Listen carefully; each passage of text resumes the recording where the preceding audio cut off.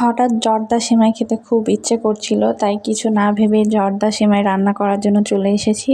এখানে আমি প্রথমে তেল দিয়ে নিয়েছিলাম, তেল দিয়ে সেমাইগুলো দিয়ে দিয়েছি, দিয়ে এখন ভালোভাবে ভেজে নিচ্ছিলাম।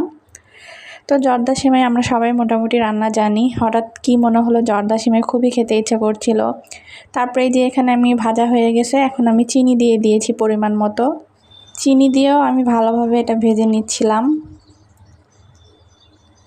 তারপরে এই যে ভাজা শেষে আমি এখানে পরিমাণ মতন পানি দিয়ে দিয়েছিলাম। আমি চেয়েছিলাম সিমাইটা যেন একটু শক্ত শক্ত থাকে, কিন্তু পানির পরিমাণটা একটু বেশি হয়ে গেছিলো, এই জন্য সেমাইটা একটু নরম হয়ে গেছে বেশি।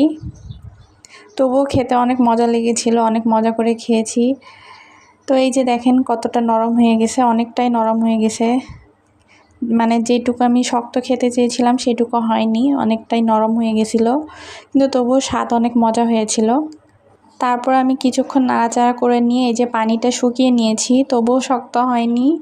দেন এই যে এটা আমার সেমাইয়ের ফাইনাল লুক। আমি এটা সেকেন্ড টাইম বানিয়েছি কারো কিছু না শুনেই, কারণ আগের বার আম্মুর কাছে শুনে বানিয়েছিলাম, এবার একা একা বানিয়েছি। খেতে অনেক মজা হয়েছিল, কিন্তু মন মতো হয়নি।